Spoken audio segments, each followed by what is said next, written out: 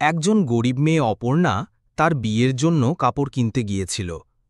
সে নিজের জন্য সস্তা কিন্তু ভালো মানের কাপড় কিনতে চাইছিল। তখনই হঠাৎ দোকানে একজন বৃদ্ধ ভিক্ষুক এলেন। তার চুল উস্কোখুস্কো, বড় দাড়ি, ছেঁড়া কাপড়, শরীর থেকে ধুলো ঝরছে। মুখে ক্লান্তি আর চোখে ক্ষুধা স্পষ্ট দেখা যাচ্ছিল। তিনি সরাসরি দোকানদার রোহানকে বললেন, বাবা, যদি আমাকে একটা রুটি খাওয়াও তাহলে তুমি 1 কোটি টাকা পাবে। প্রথমে দোকানদার রোহান তাকে দেখে জোরে হেসে উঠল। বাবা, এই কৌশল অনেক পুরনো হয়ে গেছে। যাও যাও, অন্য কোথাও গিয়ে সময় নষ্ট করো, এখানে আমার এত ফালতু সময় নেই। ভিক্ষুক আবার বললেন, বাবা, আমি সত্যি বলছি, যদি তুমি আমাকে একটি রুটি দাও, উপরওয়ালা তোমাকে 1 কোটি টাকা দেবেন। দোকানদার রোহান বিরক্ত হয়ে বলল, কেন বাবা, তুমি কি উপরওয়ালার ম্যানেজার যে তোমার কথায় টাকা আসবে? তোমরা তো এভাবেই ভিক্ষা চাও, এখন আর এসব কথা চলে না। ভিক্ষুক তবুও হাতজোড় করে বললেন, বাবা, একটি রুটি খাইয়ে দাও, তুমি বিশ্বাস করবে না, কিন্তু সত্যিই তুমি 1 কোটি টাকা পাবে। এবার দোকানদারের রোহানের রাগ হয়ে গেল। বাবা, বেশি বাজে কথা বলো না, নয়তো মেরে দোকান থেকে বের করে দেব। ভিক্ষুক কিছু বলতে যাচ্ছিলেন, কিন্তু দোকানদার রোহান তাকে ধাক্কা দিয়ে দোকান থেকে বের করে দিল।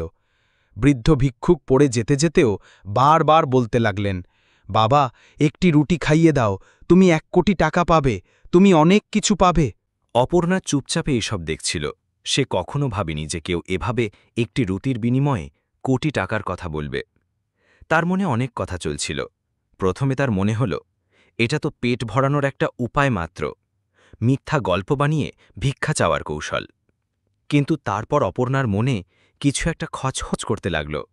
সে ভাবল, যদি এই বাবা পেটের আগুনের জন্য মিথ্যা বলেও থাকেন, তাহলে এত ঘৃণা কেন? দোকানদার রোহান তো মিথ্যা কথা বলে আমাকেও দামি কাপড় বিক্রি করার চেষ্টা করেছিল, তখন তো তার কোনো লজ্জা ছিল না।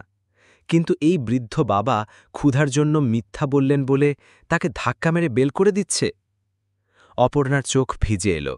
সে কিছু না ভেবেই দোকানের সব কাপড় সেখানেই ফেলে দিল। দোকানদার রোহান পেছন থেকে চিৎকার করে বলল, মেয়ে, কাপড়গুলো নিয়ে যাও, কিছু কম করে দেব। অপর্ণা পিছনে না তাকেই বলল, এখন আর তোমার দোকান থেকে আমার কিছু কেনার নেই। অপর্ণা দ্রুত সেই বাবার দিকে দৌড়ে গেল, যিনি ধীরে ধীরে দোকান থেকে দূরে যাচ্ছিলেন। অপর্ণা বাবাকে ডেকে বলল, বাবা, থামুন। বাবা ফিরলেন। ক্লান্ত মুখে সামান্য আশার আলো দেখা গেল। অপর্ণা তার কাছে পৌঁছে বলল, বাবা, আপনার ক্ষুধা পেয়েছে, তাই না? চলুন, আমি আপনাকে খাবার খাইয়ে দিচ্ছি।